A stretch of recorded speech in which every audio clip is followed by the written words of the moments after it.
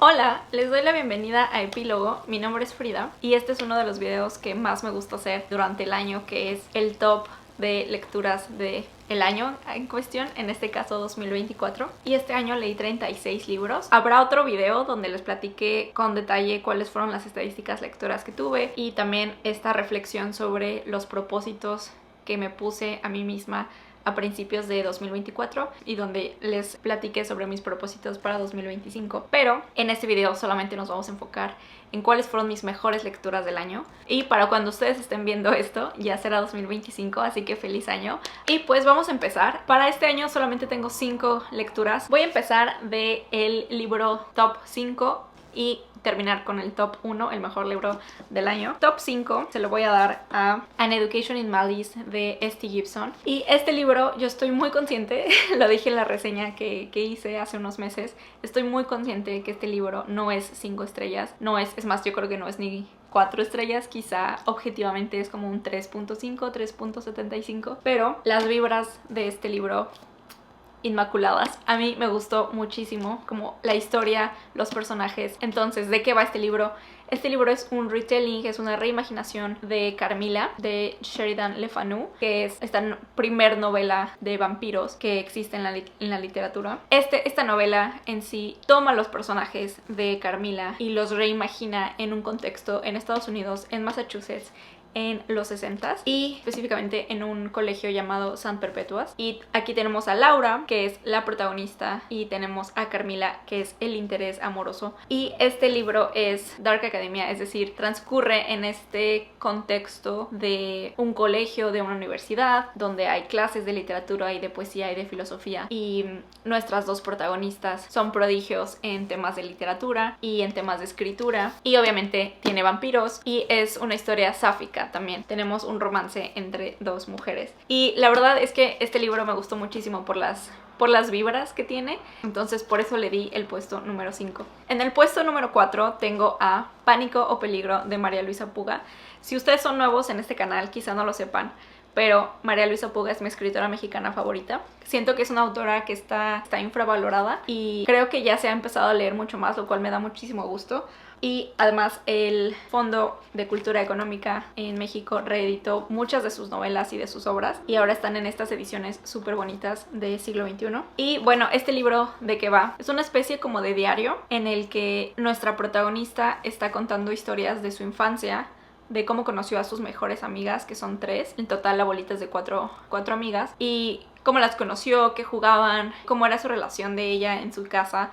Esto es en Ciudad de México en los 60s, más o menos 50, 60s. Y qué pasó con la educación de estas niñas y cuando crecen, cuando se vuelven adolescentes y digamos jóvenes, qué decisiones toman las 4 y cuáles eran las posibilidades que tenían en ese momento de seguir estudiando o empezar a trabajar, de formarse por ejemplo como secretarias, que era una opción muy tomada por mujeres en esa época. Y es una historia de cotidianidad, pero contada de una forma tan interesante. Y habla muchísimo sobre estas dudas internas que tenemos, sobre los miedos que tenemos de la ansiedad, pero también de cómo nos relacionamos con otras personas y a veces cómo no nos damos cuenta de todo lo que está pasando a una persona que tú crees conocer muy bien, pero esa persona tiene un montón de luchas internas también que a veces tú ni te enteras.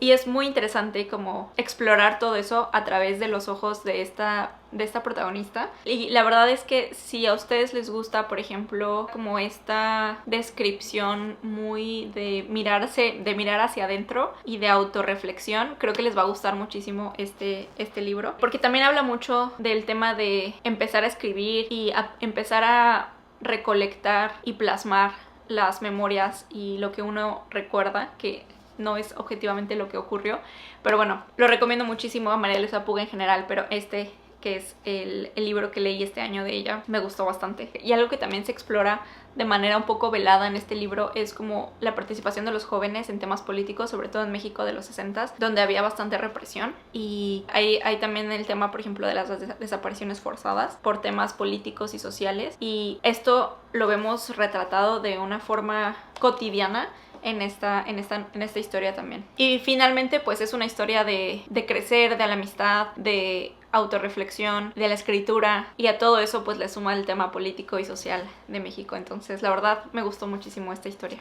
En el número 3 tengo a Homegoing de Ya Gyasi, que esta es una novela relativamente corta para todo lo que empaqueta esta historia, porque aquí seguimos principalmente dos historias. Seguimos a dos medias hermanas que son parte de diferentes comunidades en lo que ahora conocemos como Ghana, pero en ese momento se conocía como la Costa Dorada, y esto empieza en algún punto del siglo XIX y vamos salteándonos entre un capítulo que va hablando sobre una de las hermanas y en el siguiente capítulo vamos viendo el destino de la otra hermana, y ahí vemos cómo se bifurcan sus destinos por una cosa súper arbitraria y cómo las generaciones que le sucedieron a ambas mujeres tienen un destino increíblemente diferente, y pasamos como de 8 o 9 generaciones de estas mujeres, y cada capítulo es una exploración, un momento en el tiempo de uno de los descendientes de estas dos ramas, de estas dos mujeres. Y esta novela les digo que es corta porque pues son 9 generaciones, 200 años más o menos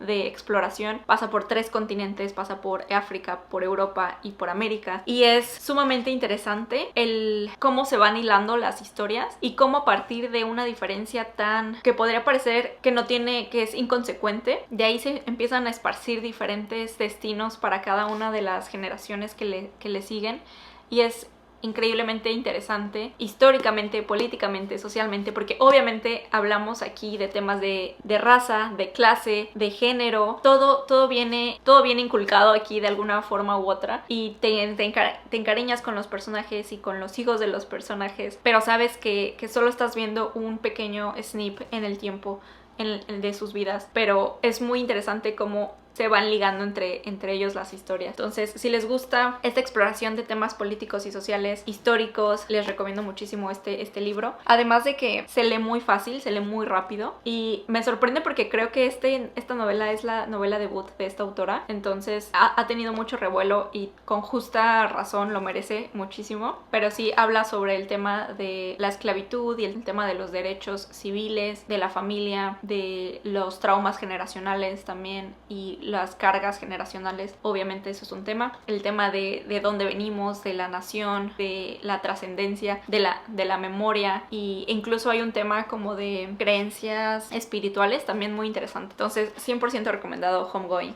En español lo encuentran como Volver a casa. En el número 2 tengo a nada más y nada menos que Family Lore de Elizabeth Acevedo. Elizabeth Acevedo es una autora dominicana estadounidense, y esta es su primera novela para audiencia adulta, porque Elizabeth Acevedo es muy conocida por su trabajo de narrativa para jóvenes. Esta es su primera novela para público adulto y me encantó esta historia. La leí muy a principios de este año y me persiguió todo el año, la verdad. Todavía de repente pienso como en las personajes, porque son puras mujeres. ¿Y de qué va Family Lore? Aquí les voy a dejar, por cierto, la versión en español, que sé que ya también está disponible por si lo quieren leer. Pero Family Lore nos habla de una familia de mujeres. Todas tienen como un poder especial y diferente. Son 3 generaciones, son digamos que las hijas, las madres y hay como las abuelas. La generación de en medio, que son, yo diría, las protagonistas más fuertes, son mujeres de entre 50 y 60 años, lo cual también me gustó mucho porque esas historias casi no las conocemos, y me da mucho gusto que últimamente he visto más novelas con enfoque en protagonistas de estas edades. Pero en fin, estas mujeres son hermanas y, por ejemplo, una tiene el poder de saber cuándo se van a morir las personas, otra tiene el poder de saber si alguien está mintiendo,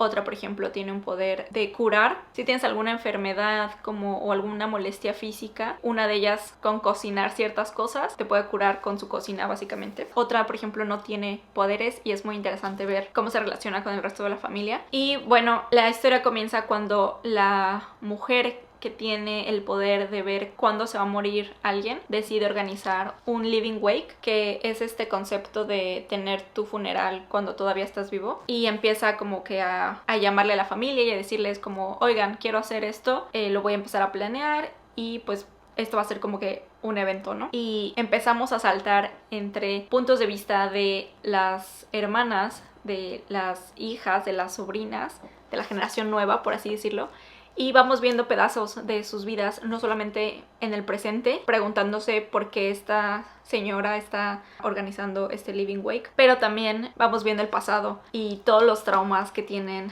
estas mujeres por el tema de la familia. Y es muy interesante porque se sitúa este libro tanto en República Dominicana como en Estados Unidos, específicamente en Nueva York, como muchas de las obras de Elizabeth Acevedo. Y esta dualidad de ser dominicana pero ser estadounidense también se refleja muchísimo en el tema de la identidad, el tema de la familia, el tema de volver a sus raíces, a su país, y cómo repercute en cómo forman la identidad estas familias. Como pueden ver, a mí me encantan las historias generacionales, me encantan las historias de familia y las historias que exploran este tema de la relación familiar. Me encantan, soy súper fan de esas historias. Y pues tiene el plus de que tiene como temas, no diría que de magia, pero sí como toques de realismo mágico de cuando en cuando. Y bueno, me encantó ese libro, también se lo súper recomiendo si ese tipo de temas les llama la atención y les gusta. Súper recomendado. Y bueno, ya para terminar, el libro número 1 de mis mejores lecturas del año es nada más y nada menos que The Adventures of Amina al-Sirafi, Las aventuras de Amina al-Sirafi, de Shannon Chakraborty. Este libro lo leí el mes pasado, o sea, es muy reciente y habrán visto ya un poco de la reseña si vieron mi último video, pero cuento de qué va y les cuento por qué me encantó tanto este libro. Este libro se sitúa en el Medio Oriente, lo que ahora conoceríamos como Yemen, esa zona, y seguimos obviamente a Amina al-Sirafi, que es una mujer madura, más o menos de 40 y tantos años, que está trabajando en un bote pequeño cuando de repente 2 chamacos empiezan a invocar a una especie de demonio y Amina al-Sirafi tiene que controlar la situación, porque digamos que esta no es la primera vez que Amina al-Sirafi se enfrenta a cosas sobrenaturales. Y así arranca el libro. Vemos a Amina, que en realidad es una ex pirata, ya se retiró, es una madre de una niña de 10 años y está intentando ya no meterse más en problemas, ya tener una vida un poco más calmada, un poco más tranquila y segura para su hija y para ella, para su familia también, porque ella es también quien está apoyando pues a su hermano y a la familia de su hermano, y obviamente y tiene a su madre, entonces tiene que ver por todos ellos. Y la aventura comienza cuando una mujer de mucho porte, de mucho dinero y de mucho poder encuentra a Amina, porque Amina vive alejada para no meterse en problemas. Encuentra a Amina y le dice: secuestraron a mi nieta, necesito que tú me ayudes y te voy a recompensar bastante bien si lo haces. Y Amina se deja convencer y se deja seducir por el prospecto de dinero que va a repercutir si ella logra encontrar a la nieta de esta mujer. Y de ahí se arranca la aventura, de ahí empieza toda la historia, que está increíble. Vemos a Amina, no solamente, digamos que no es como lineal la historia, porque para llegar al objetivo de encontrar a la nieta tiene que pasar muchísimos obstáculos, y la vemos en cada una de estas como mini aventuras para llegar al punto donde se requiere. Y los personajes aquí son muy divertidos, son increíbles, me encantaron lo tridimensional que se sienten los personajes. Otra cosa que creo que no dije en la reseña que hice de este libro, pero es un libro con un humor bastante bueno. O sea, a mí sí me hacía como que sonreír y reírme tantito, lo cual siento que no es fácil, pero los personajes son increíbles, a mí me gustaron mucho. Son personajes diversos, no solamente porque tienen diferentes religiones, porque Amina es musulmana y es algo que se nota en las páginas, no es algo como que nada más digan, es musulmana, sino que nos habla de sus rezos y nos habla de su Dios y nos habla de cómo las acciones que ella hace se arrepiente de haber hecho, porque sabe que va a haber una consecuencia en otro plano cuando ella muera. Y es muy, muy interesante ver esa combinación de personajes diversos con religión. Y no solamente son diversos en temas de religión, sino también en temas de género y de sexualidad muy interesantes en este libro. De verdad que yo no tengo un pero alguno. 5 estrellas, muy fácilmente se lleva las 5 estrellas y no puedo esperar a leer más de esta autora. El mundo que construye es súper interesante y se nota a leguas que es muchísimo más enorme de lo que nos deja ver. Tiene muchísimo espacio para jugar la autora y conocemos criaturas, conocemos demonios, conocemos personas que tienen magia, pero también que tienen habilidades que hacen que sea muchísimo más interesante. Por ejemplo, temas de pociones, habilidades con diferentes tipos de espada. Todo eso se refleja aquí y Amina es un personaje increíble, exquisito, porque es complejo, porque hace cosas malas, porque es una pirata, o sea, claramente ha matado, claramente ha robado, claramente no es la persona que se rige por las reglas, pero no puedes no empatizar con su situación y tiene muchas capas de complejidad su personaje, porque tiene mucha ambición y tiene muchos sueños y tiene también esta culpa por las cosas que ha hecho, pero tampoco se arrepiente necesariamente porque eso la ha llevado a ser una excelente navegante, una excelente líder. Eso también la ha llevado a ser madre. Entonces es un personaje que a mí me encantó. Entonces sí se los recomiendo si les gustan estas historias, si les gustan las historias de piratas, si les gustan las historias de aventura, 100% recomendado.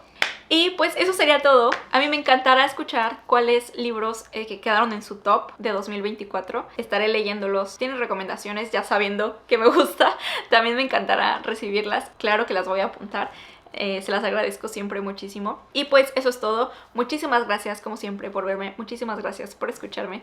Nos vemos en el próximo episodio. Y que tengan un excelente 2025. Y que su 2025 esté lleno de lecturas, lleno de libros increíbles. ¡Hasta luego! You're